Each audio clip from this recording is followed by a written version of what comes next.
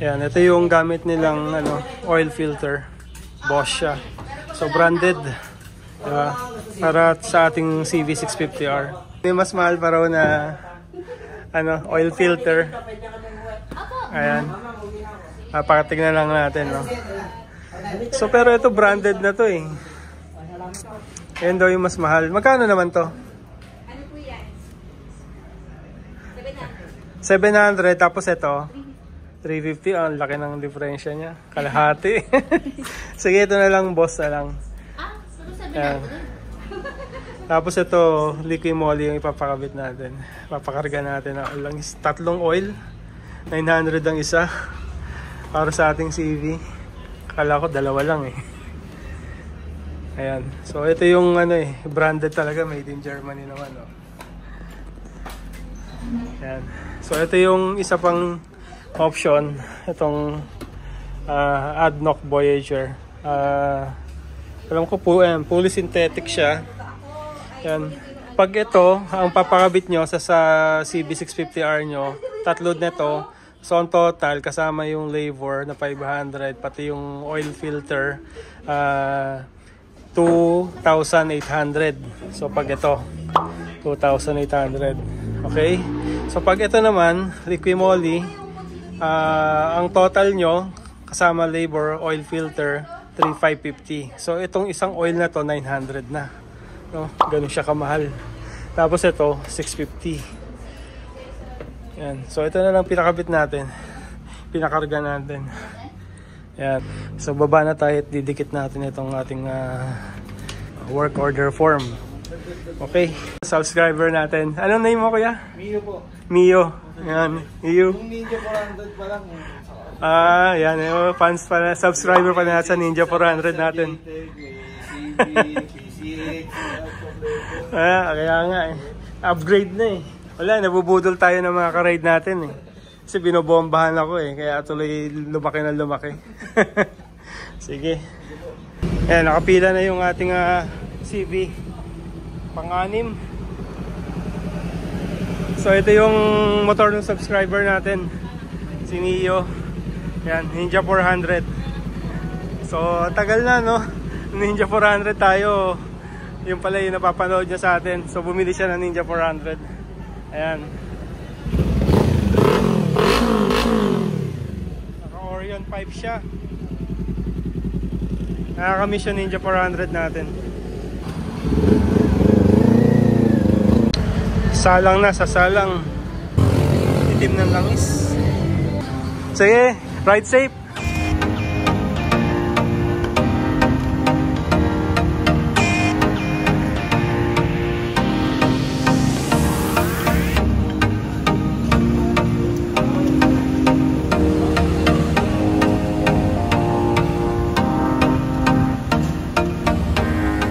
Lahat yan, kuya, sasalin. Walang matitira dyan. Meron yan. Meron din. Sukatin mo na lang sa dipstick. May dipstick lang. Doon lang ang sukatan. Pero ilang liter ba yung ganito? 2.7. 2.7. So, konti lang matitira talaga.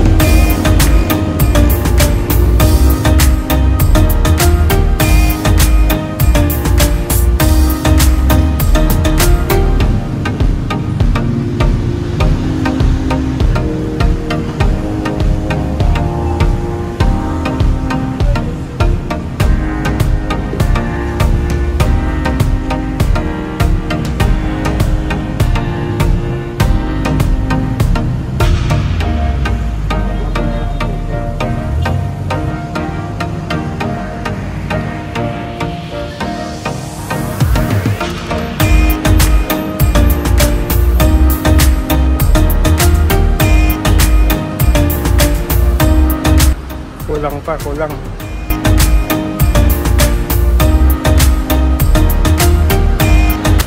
kailangan nandun sa tamang level ng dipstick.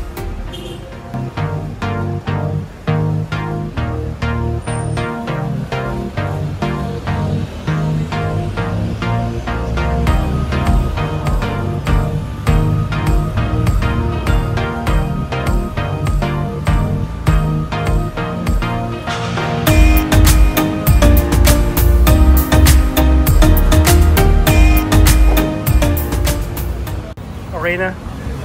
Ay, dyan lang kailangan naka-level. Yan, doon sa may ganito. No? Sige. Ayos. Ayos. Start. Para mag-circulate yung oil. Ang first change oil to ni ano ha. CB650R natin.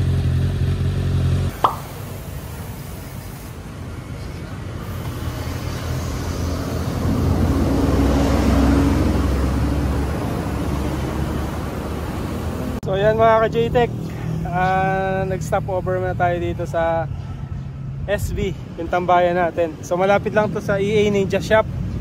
Yan yung ating Honda CB. Yan, grabe yung mahal ng chains oil, no? Tuloy mo 900 kada isang oil. Yan, sa maintenance naman ng motor, no? It's up to you naman kung ano yung pipiliin mo. So meron naman tayo mga choices.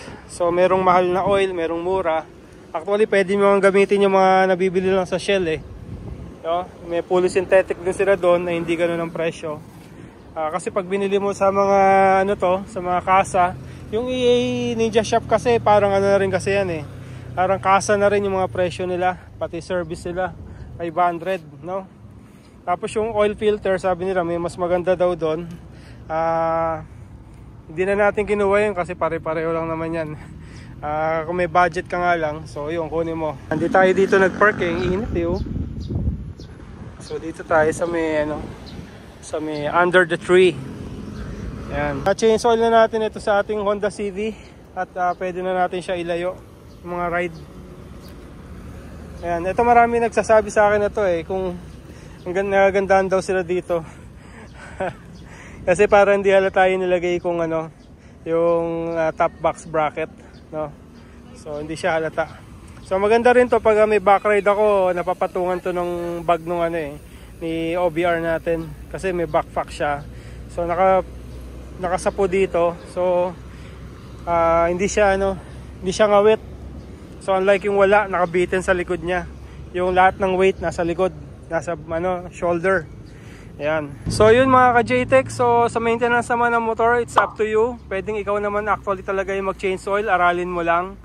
Meron naman dyan mga YouTube kung paano, how to change your motorcycle, big bike. Ayan, bibili ka lang ng oil tapos ikaw na. Tapos depende rin kung ano na yung pipiliin mong oil, it's up to you kasi ikaw naman ang boss ng motor mo. No? Basta ipinakita ko sa inyong price for the 650cc, no? 2.7 liter. Iba pa yung 600cc na 636 na Ninja CX-6R ko. Ang oil nun is 4, no? Imagine, 4 liters.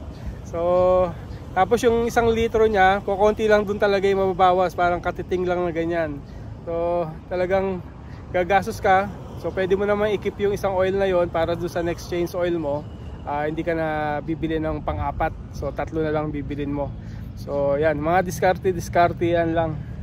Tapos syempre iba yung price noon dahil 4 yon. So dagdag 3,550 plus 900. So dagdag lang kayo ng 900. So yun na yung price noon Ninja CX-6R. So iba-iba yan.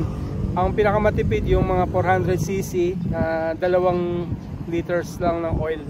No? So mga halagang 2,500, no? Kung nagbayad tayo ng 3,550, so mga 2,500, around 2,500 yung sa Ninja 400, mga 400cc na motor.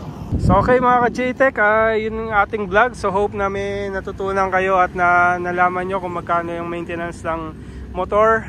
So actually doon nga sa EA Ninja Shop, wala silang ano eh, na pwede isaksak to sa computer para makita kung meron siyang problem doon sa ano niya, sa computer niya. Wala silang ganun. So sa kasa lang meron nun. So better pa rin na magkasa kayo para at least siguro mga once a year, no, check up yung motor nyo kung baka mayroong mga error dyan. Medyo nagpahangin lang ako dito, so yun. Again, thank you for watching. See you again in my next vlog, mga ka-JTech Moto. Thank you, bye bye.